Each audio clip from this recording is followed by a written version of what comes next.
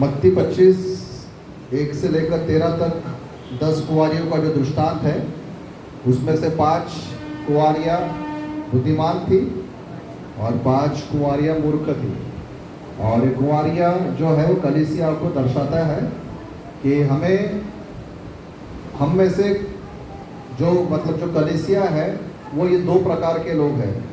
एक तो जो जागरूक है और एक वो है जो सो रहे हैं। जो लोग जागरूक थे उन्होंने अपने साथ में तेल को रखा था, क्योंकि दूल्हा आने वाला था, लेकिन दूल्हे को आने को लेट हो गया। और अगर उनके पास भी जो दिए थे, अगर वो दिए बुझते जाएंगे तो अपने पास जो तेल रखा हुआ है उससे वो अपने दिए को जलाए रखेंगे। परंतु जो मूर्ख कुंवारियाँ थी उन्होंने अपने साथ में तेल नहीं रखा, और जब दूल्हे का आना हुआ और उनके दिए जब बुझने लगे, तब उनको उस दिए को जलाए रखने के लिए कोई भी वहाँ पे तेल उनके पास में नहीं था। तो ये जो घटना है ये एक बात को बताती है कि प्रभु यीशु मसीह दोबारा वापस आने वाले हैं, और हम लोग जो दिनों में जी रहे हैं वो अंतिम दिन है। कभी भी प्रभु यीशु मसीह का दूसरा आगमन हो सकता है। Praise the Lord. प्रभु यीशु मसीह के पहले आगमन की जो भविष्यवाणियाँ थी वो पूरी हुई। यशायाह ने प्रभु यीशु मसीह के आने के करीब 500 साल पहले ये भविष्यवाणी किया था कि कुंवारी गर्भवती होगी, और वो भविष्यवाणी क्रिसमस के दिन पूरी हुई, जब प्रभु यीशु मसीह धरती पर छोटे बालक के रूप में, उद्धारकर्ता के रूप में उन्होंने जन्म लिया। अब एक और दूसरी भविष्यवाणी है, और वो ये है कि प्रभु यीशु मसीह अब दोबारा लौट कर आने वाले हैं। उससे पहले कलीसिया जो है वो उठा ली जाएंगी और प्रभु यीशु मसीह का दूसरा आगमन होगा। और ये बहुत बड़ा विषय है, लेकिन जिस विषय पर आज हम लोग थोड़ा देर ध्यान देंगे वो ये है कि प्रभु का आगमन कभी भी हो सकता है। और इसीलिए ये जो दिन अपन लोग जी रहे हैं, इनको बाइबल बताती है कि ये धरती पर के आखिरी दिन है। कैसे दिन है ये? आखिरी दिन है। और कुछ बाइबल के जो शिक्षक है, विद्वान लोग हैं, वो ये बोलते हैं कि हम लोग आखिरी दिनों में भी नहीं जी रहे हैं, हम लोग आखिरी सेकंड में जी रहे हैं। मतलब कभी भी प्रभु यीशु मसीह का दूसरा आगमन होगा, या हम लोग ऐसा कह सकते हैं कि कभी भी हमारा प्रभु के पास में जाना हो सकता है। और इसीलिए अपने को तैयार रहना ज़रूरी है। जैसे वो 10 कुंवारियाँ थी, उसमें से 5 कुंवारियाँ तैयार नहीं थी और वो दूल्हे के साथ नहीं जा सकी, और उसमें से जो 5 जो तैयार थी बुद्धिमान कुंवारियाँ, तो वो लोग जा पाए। मूर्ख कुंवारियाँ नहीं जा सकी, बुद्धिमान कुंवारियाँ जा सकी। तो अपने को अब ये देखना है कि मैं मूर्ख में से हूँ या मैं बुद्धिमान में से हूँ। आमीन। शायद दुनिया के नज़रों में अपन लोग बहुत बुद्धिमान होंगे, लेकिन अगर हम लोग प्रभु के दूसरे आगमन के लिए तैयार नहीं है तो हम लोग परमेश्वर के नज़रों में सबसे बड़े मूर्ख हैं। और शायद हम लोग जब परमेश्वर के आगमन के लिए तैयार है तो दुनिया के नज़रों में हम सबसे ज़्यादा मूर्ख हैं, लेकिन परमेश्वर के नज़रों में हम सबसे ज़्यादा बुद्धिमान हैं। तो अब सवाल ये है कि हम लोग किसके नज़रों में बुद्धिमान बनना चाहते हैं और किसके नज़रों में मूर्ख बनना चाहते हैं। संसार के नज़रों में अगर मूर्ख बनना है तो परमेश्वर के राज्य में बुद्धिमान बनना पड़ेगा, या अगर संसार के राज्य में बुद्धिमान बनना है तो परमेश्वर की बातों में मूर्ख बनना पड़ेगा। लेकिन मुझे ऐसा लगता है कि फ़ायदा उस चीज़ में है कि हम लोग परमेश्वर की बातों में बुद्धिमान बने रहें। हालेलुया। क्योंकि एक सेकंड में जब जान जाती है तब उसके पास में कितना भी कुछ रहेगा वो सिर्फ एक मिट्टी बन जाता है।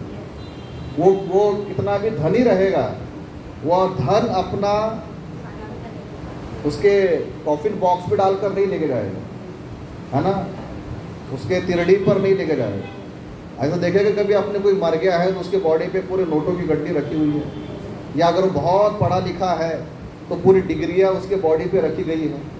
ऐसा देखा है कि कभी? या उसके पास बहुत प्रॉपर्टी है तो सारे प्रॉपर्टी के पेपर्स उसकी लाश पे रखे गए हैं। कोई कुछ भी अपने साथ में लेकर नहीं जा रहा है, लेकिन एक चीज़ है वो ज़रूर लेकर जाता है, वो है उसका विश्वास जो वो परमेश्वर पे करता है। हालेलुया। और इसीलिए मुझको और आपको तैयार रहना है, कभी भी प्रभु का दूसरा आगमन होगा और हमें उसके पास जाने के लिए तैयार होना है। लेकिन हम लोग जिन दिनों में जी रहे हैं उस पर आज हम लोग थोड़ा देर ध्यान देंगे कि हम लोग जो है आखिरी दिनों में जी रहे हैं, और बाइबल बताती है कि आखिरी दिनों के कुछ चिन्ह हैं जो हमारे आंखों के सामने हम लोग देख रहे हैं, और वो उससे अपन लोग आंखें बंद नहीं कर सकते। सबसे पहला जो चिन्ह आखिरी के अंतिम दिनों के बारे में अपने को मत्ती रचित सुसमाचार में पढ़ने को मिलता है कि प्रभु यीशु मसीह ने वहाँ पे जो बात बताई है ना। लेकिन हम लोग पढ़ेंगे पहला तीमुथियुस 4 अध्याय का पहला वचन, फिर हम लोग मत्ती में आएंगे। पहला तीमुथियुस की पत्री और इसका 4था अध्याय,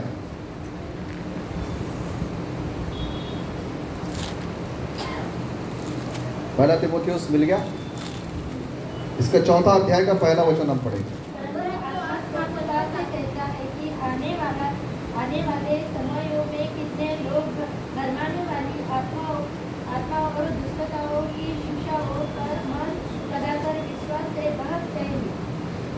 ठीक है, परंतु आत्मा स्पष्टता से कहता है कि आने वाले समयों में कितने लोग भरमाने वाली आत्माओं और दुष्ट आत्माओं की शिक्षा पर मन लगाकर विश्वास से बहक जाएंगे। पहला साइन, पहला चिन्ह कि हम लोग अंतिम दिनों में जी रहे हैं वो ये है कि कितने लोग जो प्रभु यीशु मसीह पर विश्वास करते हैं वे क्या करेंगे, भरमाने वाली आत्माओं पर विश्वास करेंगे, दुष्ट आत्माओं की शिक्षाओं पर मन लगाएंगे और उनका विश्वास बहक जाएगा। और आज ये हो रहा है, कई लोग परमेश्वर पर विश्वास करके बहक रहे हैं, कई लोग परमेश्वर में आने के बाद भी आज परमेश्वर से दूर हो रहे हैं। और ये जो अंतिम दिनों का एक पहला चिन्ह है, अंतिम दिनों का चिन्ह पहला ये है विश्वास से भटक जाना। प्रेज़ द लॉर्ड, विश्वास से दूर हो जाना ये पहला चिन्ह है। और हम अपनी आंखों से देख रहे हैं, हमारे आसपास के वातावरण में, कलीसियाओं में, हमारे पहचान के लोगों में एक समय था कि शायद कोई व्यक्ति परमेश्वर में बहुत आगे था, लेकिन आज वो व्यक्ति परमेश्वर से पता नहीं क्यों बहुत दूर हो गया है। ये देखा है आपने कभी? और इसलिए बाइबल एक चीज़ बताती है, विश्वास की अच्छी कुश्ती लड़ना है ना। विश्वास करना आसान नहीं है। देखिए, अविश्वासी बनना ज़्यादा आसान है और विश्वासी बनना कठिन है। परमेश्वर पर विश्वास बनाए रखना बहुत मुश्किल है। एक सेकंड नहीं लगता परमेश्वर को त्यागने के लिए, लेकिन सालों लग जाते हैं परमेश्वर पर विश्वास करने के लिए। और शायद ऐसा हमारे बीच में भी कई ऐसे लोग हो सकते हैं जो ये सोच रहे होंगे कि अच्छा हुआ होता कि मैं चर्च नहीं आया रहता, अच्छा हो गया रहता कि मैं जहाँ पर पहले था वही रहा होता, अच्छा हो गया रहता कि जो क्या हो गया था, थोड़ी तकलीफ तो थी, बच तो गया है ना, लेकिन ये जो मेरे को प्रभु में आने के बाद जो तकलीफ हो रही है ये मेरे को नहीं हुई होती। कितने लोगों को लग रहा है ऐसा? अंदर ही अंदर में लग रहा है।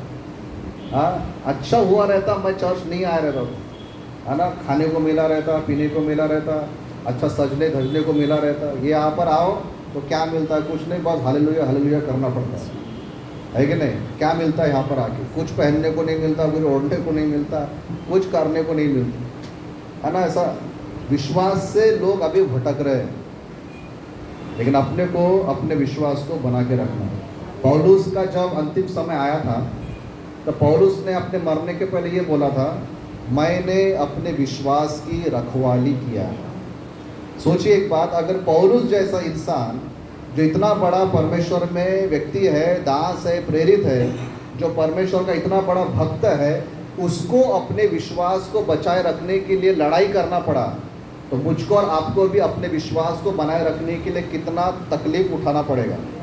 और मैं आपको झूठी तसल्ली नहीं देना चाहता, मैं आपसे झूठ भी नहीं बोलना चाहता।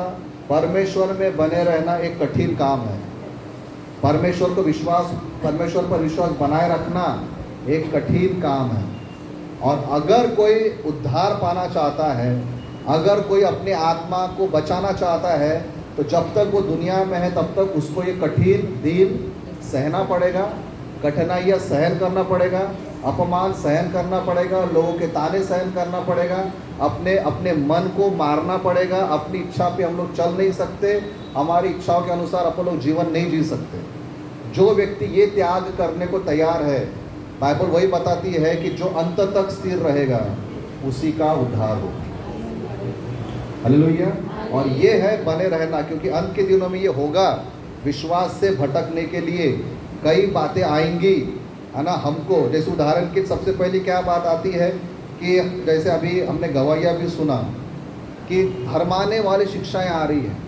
कोई बोल रहा है रविवार को आराधना मत करो, कोई बोल रहा है तुम शनिवार को आराधना करो, कोई बोलता है क्रॉस मत लगाओ, कोई बोलता है यीशु मसीह पर भरोसा मत करो, कोई बोलता है कि सिर्फ यहोवा परमेश्वर पर विश्वास करो, है ना। कोई बोलता है कि अरे तू पाप कर ले, कौन देख रहा है, सभी तो पाप कर रहे हैं। पवित्रता की बात करना आजकल मालूम है क्या, प्रचारकों में बहुत कम सुनाई देता है।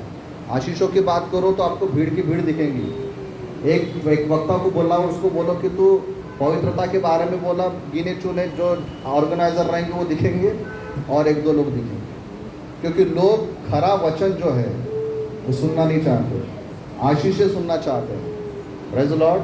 भरमाने वाली शिक्षाएं आ रही है और वो शिक्षाएं आएंगी और अपने को ऐसे शिक्षाओं से बच के रहना है। Praise the Lord. दूसरी बात, क्यों हम लोग विश्वास से बहक जाते हैं?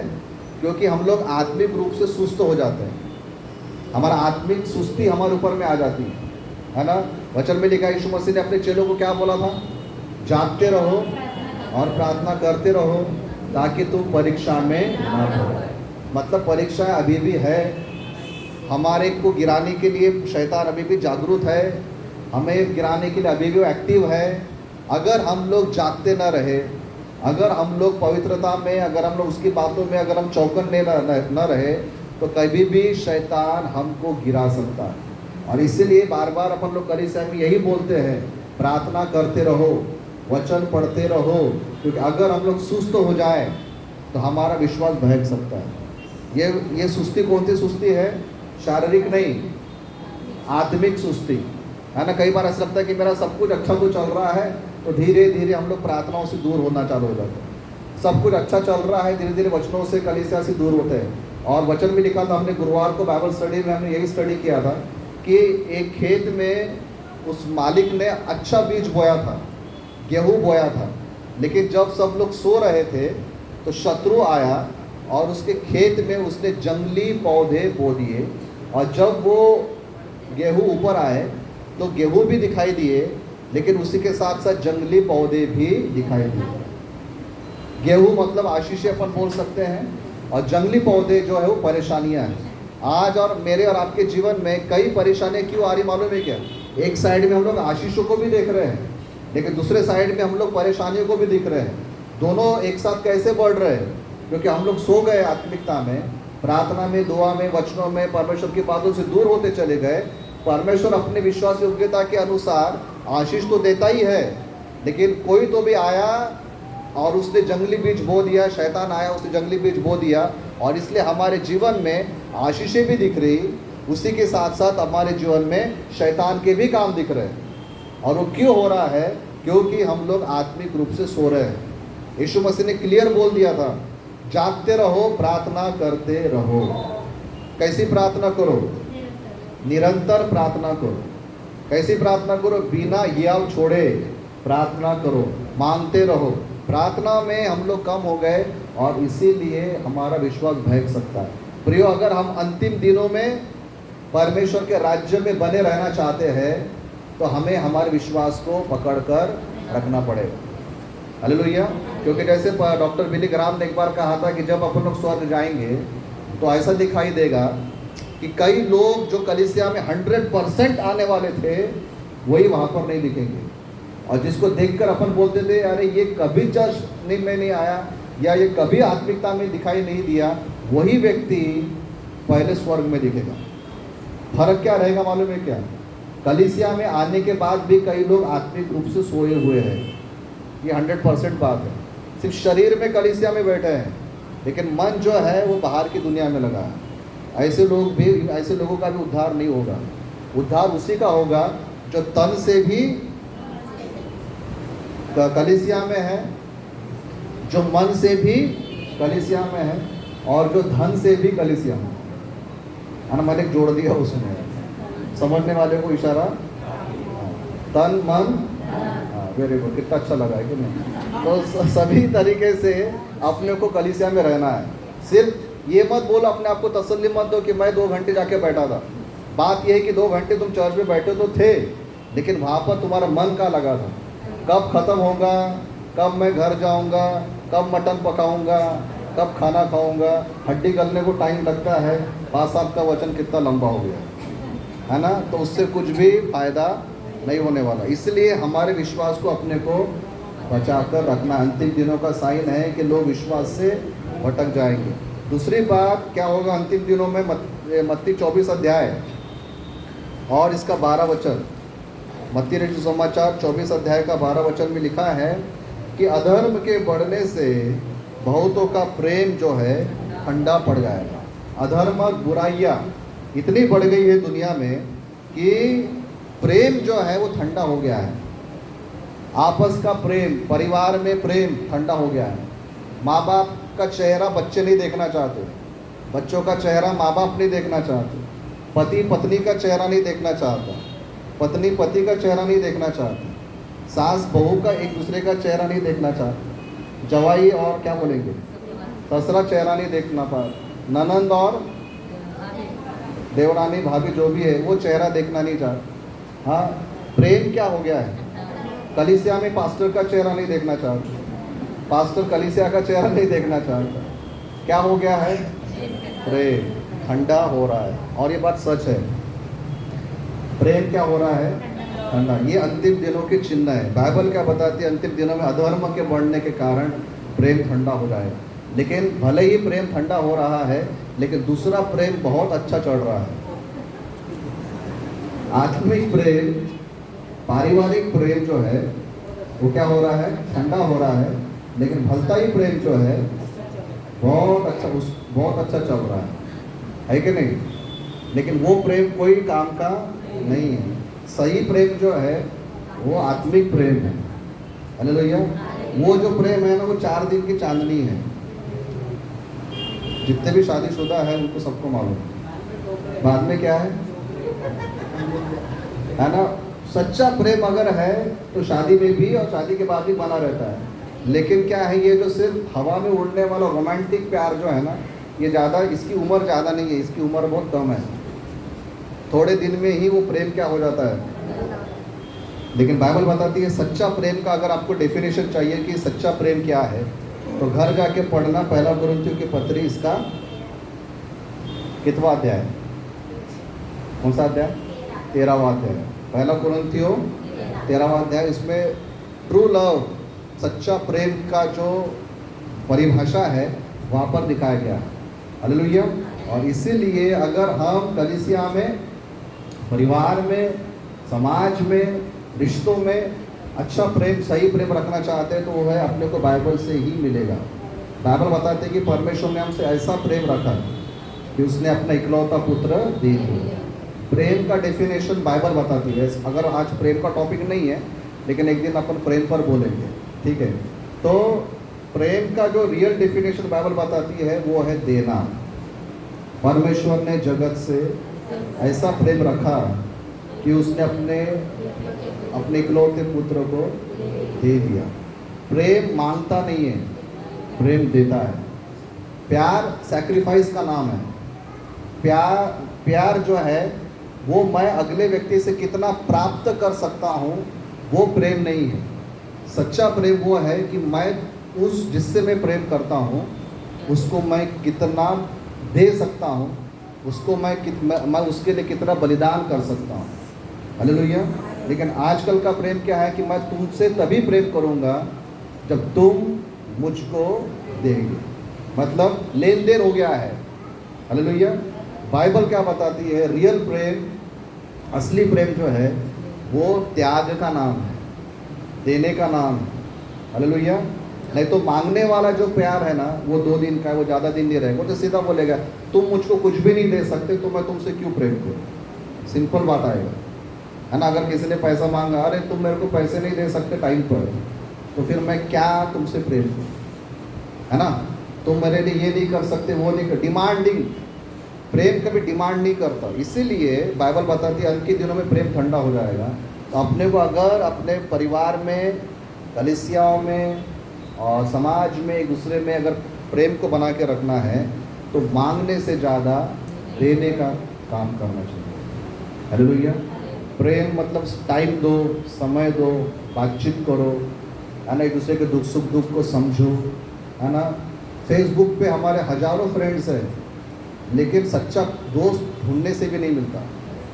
इंस्टाग्राम पे हमारे हजारों फॉलोअर्स हैं, लेकिन हमको सही रूप से फॉलो करने वाला एक जन नहीं है क्या। और इंस्टा पे हम लोग हजारों लोगों को हम भी फॉलो करते हैं, वो भी हमको फॉलो करते हैं, लेकिन जब मौका आता है तो फॉलो जो है वो पूरा हॉलो हो जाता है। हॉलो का मतलब होता है खाली, फॉलो का मतलब होता है पीछे चलना, इंग्लिश में हॉलो का मतलब होता है खाली हो जाना। ऐसा मित्र ढूंढो, ऐसी सहेली ढूंढो जो सुखों के दिनों से ज़्यादा दुखों के दिनों में हमारे साथ खड़े रहे। सच्चा प्रेम, सच्चा मित्र, सच्ची सहेली की पहचान अच्छे दिनों में नहीं होती, दुखों के दिनों में होता है। जो मित्र, जो सहेली हमारे साथ दुख के दिनों में खड़ा है, उसी को अधिकार है कि हमारे साथ सुख का भी समय बिताए। ये मुझको बहुत सही लगता है। मैंने एक बार मेरे व्हाट्सएप पे स्टेटस भी रखा था शाहरुख खान का, कितने लोगों ने देखा था? मेरे स्टेटस देखते जाओ, तुम पहला होता का उसमें ये था, शाहरुख खान को कितने लोग जानते हैं? Very good. मेरा नाम कितने लोगों को मालूम है? मालूम है कि नहीं मालूम? किसी पासा साहब मालूम है? ठीक है, देखते बाद में। ठीक है, शाहरुख खान की वाइफ गौरी खान, जब शाहरुख खान के पास कुछ भी नहीं था तब भी गौरी उसके साथ में खड़ी थी। और इसलिए आज जब शाहरुख खान दुनिया का सबसे अमीर एक्टर है, गौरी खान को पूरा अधिकार है कि उसके साथ में खड़ी रहे। हालेलुया। ये मैंने डाला था। पॉइंट ये है कि जो आपके साथ आपके दुखों में खड़ा है, उसी को अधिकार है आपके साथ सुखों में खड़ा रहने का। अगर कोई आपके साथ दुख में खड़ा नहीं है तो सुख आने के बाद उसको बोलना चल निकल। क्या बोलना? क्योंकि मैं जब दुख में था तब तो मेरे साथ में नहीं थे ना, तो सुख में क्या मज़ा लेने के लिए आए। सच्चा प्रेम बाइबल बताता है देने का काम है। जब कोई अपने साथ दुख में है, और इसलिए बाइबल बताती है अंत के दिनों में अपने को प्रेम को पहचानना है। और बाइबल बताती है अंतिम दिनों का जो साइन है वो ये है कि अधर्म के बढ़ने से प्यार जो है वो क्या हो जाएगा? ठंडा हो जाएगा।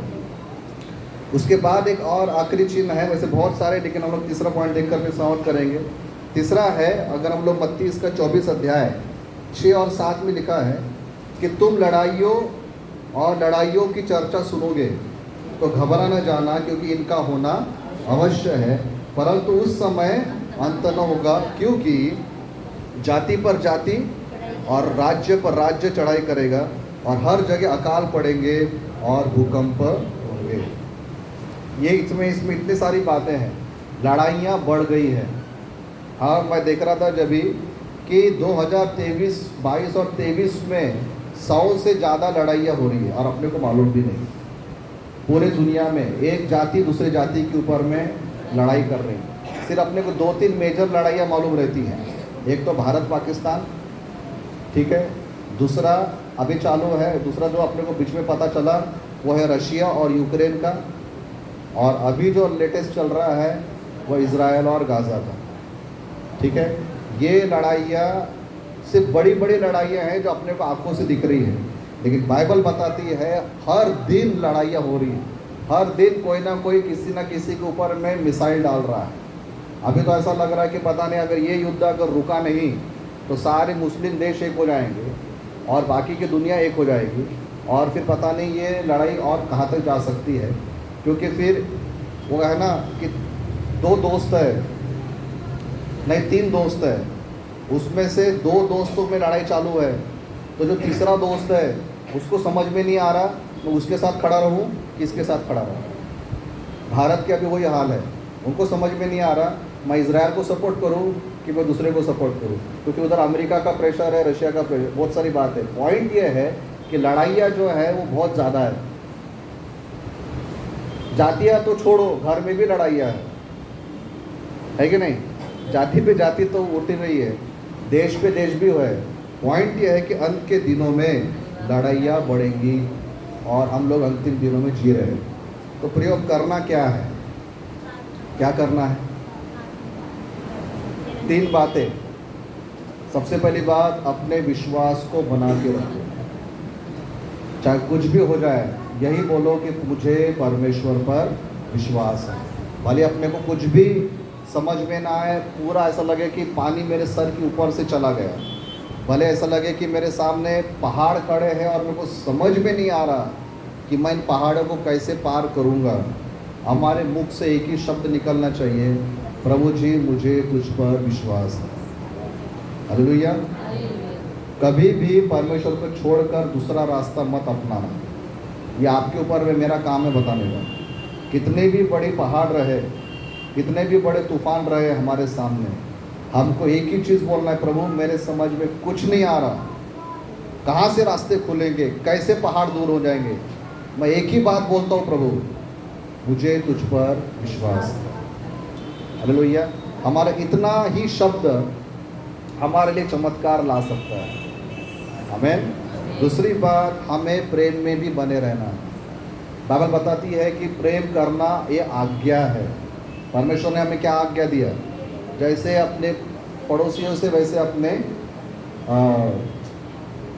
जैसे अपने आप से वैसे अपने पड़ोसियों से भी प्रेम करो। और दूसरी बात, अपने पिता से, परमेश्वर पिता से पूर्ण शक्ति पूरे प्राण से प्रेम करो। ये जो प्रेम की आज्ञा है आज भी टिकी हुई है, आज भी है।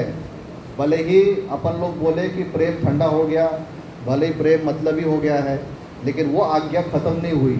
हमको अभी भी प्रेम में ही रहना है। हालेलुया। क्योंकि जीतेगा तो प्रेम ही, नफरत नहीं जीतेगी, जीतेगा तो प्रेम ही। हालेलुया। इसलिए पहली बात विश्वास में बने रहना है, दूसरी बात अपने को प्रेम में भी बने रहना है, और तीसरी बात है अपने को जागते हुए प्रार्थना में रहना है। हालेलुया। उधर कुछ भी हो रहा होगा, मुझे प्रभु कोई लेना देना नहीं, लेकिन मैं घुटनों पे जाऊंगा, प्रार्थना करूंगा। इतने भी बिजी मत हो जाना कि प्रार्थना करने के लिए टाइम न बचे। वो बिजी पाना कोई काम का नहीं। मैं क्या बोलूँ प्रभु, मैं तो प्रार्थना करने ही वाला था, लेकिन मेरे पीछे इतने काम हैं कि मुझको प्रार्थना करने का समय नहीं मिल रहा। ये जो व्यस्तपना है, ये जो बिजीपना है, अपने को नुकसान में लेकर जाएगा। हालेलुया। अगर आपके पास में टाइम नहीं है, रात को 2 बजे उठो,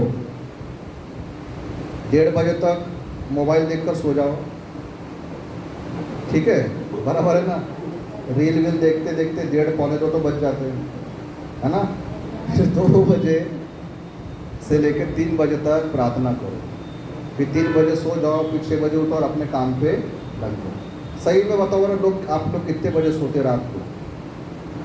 ईमानदारी से बताओ। 8 बजे, 12 बजे, 8 बजे सो जाते। उठते कितने बजे? 8 और 4 12, 9 घंटे सोते क्या? हाँ, लेकिन वो अभी 4 बजे उठना और 4 से 5 प्रार्थना करना, ठीक है? सब लोगों को प्रेयर में रहना ज़रूरी है। कोई दूसरी जादू की छड़ी नहीं है। अगर किसी को लगेगी कोई तो भी नई चीज़ मेरे को बता दो ताकि मेरे जीवन में काम हो, कोई नया जादू का काम नहीं होने वाला है। जो बाइबल अपने को सालों से बता रही है वही है, प्रार्थना में समय बिताना। हालेलुया। भले आपको नींद खराब करना पड़े, दिन भर आपको बहुत काम है, समझ सकते हैं अपन, परिवार है, ड्यूटी है, सब बातें हैं, लेकिन प्रार्थना कब करेंगे? उसलिए ये प्रार्थना करो, प्रभु मेरे 1 घंटा नींद कम कर दे। बाइबल में क्या लिखा है? मांगो तो अगर अपन ये प्रार्थना करें, प्रभु मेरी 1 घंटा नींद कम कर दे, लेकिन मेरे बॉडी को उतना ही ताज़ा रखना। हालेलुया। ताकि मैं क्या करूँ? प्रार्थना करूँ। मैं गारंटी देता हूँ, जब परमेश्वर ने बोला मांगो तो दिया जाएगा, वो आपकी 1 घंटे की नींद कम भी करा देगा, आपको सुस्ती भी नहीं लगेगी, आपकी प्रार्थना भी हो जाएगी। दिन भर ऐसा लगेगा यार मेरे को लग ही नहीं रहा कि मैंने रात को उठ के प्रार्थना में समय बिताया। हालेलुया। अपने को ये करना ही है, उसके अलावा कोई दूसरा रास्ता मार्ग नहीं है। आमीन। तो प्रियो, यीशु मसीह के दूसरे आगमन के लिए तैयार रहो, क्योंकि हम लोग अंतिम दिनों में रह रहे हैं। ये जो है ये तो चलता ही रहेगा, है ना। जैसे यीशु मसीह ने क्या बोला था, आखिरी बात बताकर भी समाप्त करेंगे। जैसे नूह का दिन था वैसे अंतिम दिन रहेंगे। नूह के समय तक जब परमेश्वर ने बोला था कि उसने जहाज बना दिया, प्रचार करते रहे, नूह प्रचार करता रहा, वो जहाज बन के तैयार हो गया, जानवर भी अंदर चले गए, नूह का परिवार भी अंदर चला गया, ठीक है। बारिश आने का समय हो गया, तब तक लोग खा रहे थे, पी रहे थे, नाच रहे थे, शादियां कर रहे थे, शादियां करके दे रहे थे, करके ले रहे थे, सारे जो दुनिया भर के काम हैं वो सब कुछ वैसे चल रहे थे अंतिम घड़ी तक। और फिर जब प्रभु का समय आया, उसने आकाश के झरोखे खोल दिया, ज़मीन के झरोखे खोल दिया और पानी आ गया। कहने का मतलब क्या है मालूम है क्या? कहने का मतलब यह है, प्रभु के आगमन तक जो ये दुनिया चल रही है ना, ऐसे ही चलती रहेंगी। ड्यूटियाँ चलती रहेंगी, नौकरियाँ चलती रहेंगी, ट्रेन चलते रहेंगे, एरोप्लेन चलते रहेंगे, पुलिसों की नौकरी चलती रहेंगी, आर्मी चलता रहेगा, हमारे लीडर्स के काम चलते रहेंगे, सब चलता रहेगा और फट से उठा ले जाएंगे। ऐसा नहीं होने वाला कि प्रभु के आने के आगमन के एक महीना पहले सब कुछ बंद होने वाला है। ऐसा अगर ऐसा हो जाए तो पता नहीं अपन लोग घर भी जा पाएंगे कि नहीं पाएंगे। हो सकता है बीच में ही प्रभु का आना हो गया तो अपन लोग सीधा परमेश्वर के राज्य में पहुंच जाएंगे। हालेलुया। जैसा नूह के दिनों में लोग पानी आने तक खा रहे थे, पी रहे थे, सब कुछ कर रहे थे, वैसा ही होता रहेगा। लेकिन एक पलक झपकते ही प्रभु का दूसरा आगमन होने वाला है और अपने को उसकी तैयारी में रहना। आइए अपने स्थान पर हम लोग खड़े हो जाएंगे और आज हम इस बात के लिए प्रार्थना करेंगे कि प्रभु जी, मैं तेरे दूसरे आगमन में तैयार रहना चाहता हूँ। कुछ रुकने वाला नहीं है, सब जो अभी काम चल रहे हैं ऐसे ही प्रियो काम चलते रहेंगे। अचानक आँख खुलेगी तो पता चलेगा कि अरे प्रभु का दूसरा आगमन हो गया है। तो क्या प्रियो, आप और मैं उन 5 बुद्धिमान कुंवारियों की तरह तैयार है क्या? क्या ऐसा तो नहीं कि हम लोग संसार के बोझ में, संसार के दुखों में, परिवार की चिंताओं में, मुझे क्या करना है क्या नहीं, उसमें इतना व्यस्त हो गए हैं कि हम भूल गए कि मुझे प्रभु के घर जाना है। प्रियो, आज वापस आ जाओ। प्रियो, आज हमको तैयारी करना है। सारी जिम्मेदारियां तो बनी रहेंगी, लेकिन हमारा मन ये कहे कि प्रभु मैं तैयार पाया जाऊँ।